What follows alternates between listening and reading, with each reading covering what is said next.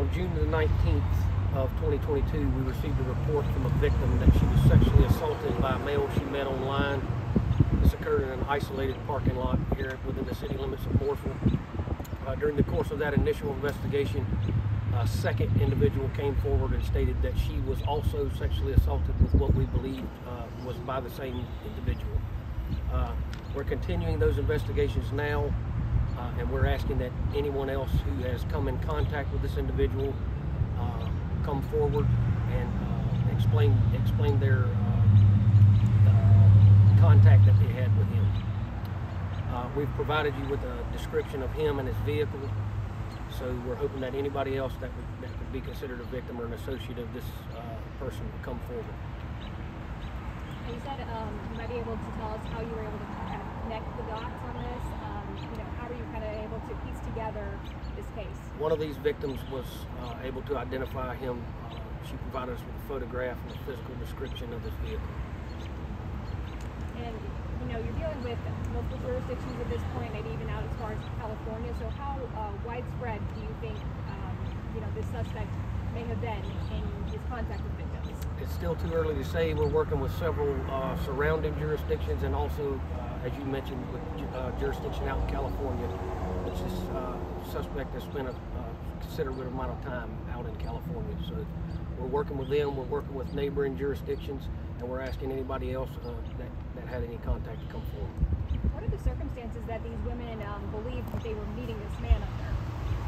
I can't speak on that too much right now because it is an ongoing investigation, but most of the victims that we have identified at this point had contact with him initially online. Is this like a dating site or social media? I can't go into that.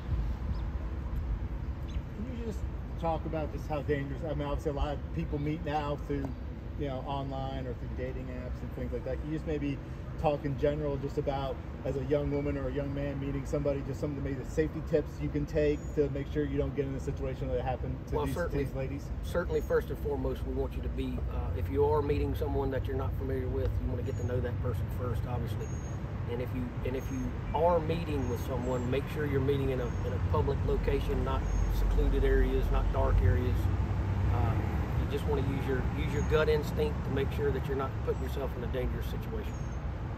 Do you know how long these women were talking to this man online before they did meet up with him? I mean, was it over several? In the victims we have identified so far, it varies. Okay. And was this man using some type of alias, or was he using his real name? What? I can't comment on that either. So you said there were 2 you're investigating here locally. Is there a number on how many more that you guys, the other women, you think may be involved? No, we don't have the exact number yet because victims are still coming forward at this time, so we don't have a total number just yet. And this instance here in Mooresville, the first one happened on June 16th. Is that what I heard? The first one was June 19th. Yes, June 19th. Okay. And I heard BTV saying that you left the victim in the parking lot with no cell phone, and what were kind of the circumstances that this victim was left? Just after the incident occurred, he drove away, just leaving him stranded. Did he have any kind of weapon that he was using? Or? I can't comment on that. How do you feel as an investigator in this case, knowing that you were able to get this person off the street, knowing how serious these crimes are and how frequent they were occurring? Well, obviously it's a great feeling.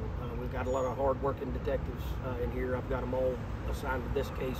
It's obviously taking priority because the public safety is obviously our first concern. So it was a exhilarating feeling to take him off the street and prevent him from arranging any more victims. What is your message to other young women out there if maybe they think this may be the person they had contact with previously, if they may be a victim? We're asking them to come forward. We've given you all our contact information to reach out to us. We're not too concerned with the circumstances as to why you were involved with this gentleman. We'd just like to talk to you for you to come forward. So if there's something that's causing you some stress or anxiety about coming forward, we're not concerned with that. We just need the cooperation of the public and anybody that could have possibly been a victim to contact us. Dealt with the suspect before, or does he have any priors? He does have prior history. I don't believe he has any with us. What is his prior history? I can't comment on that because I don't know. I don't know that. Is he from this area? Yes, ma'am. He is, but he has lived in other states as well.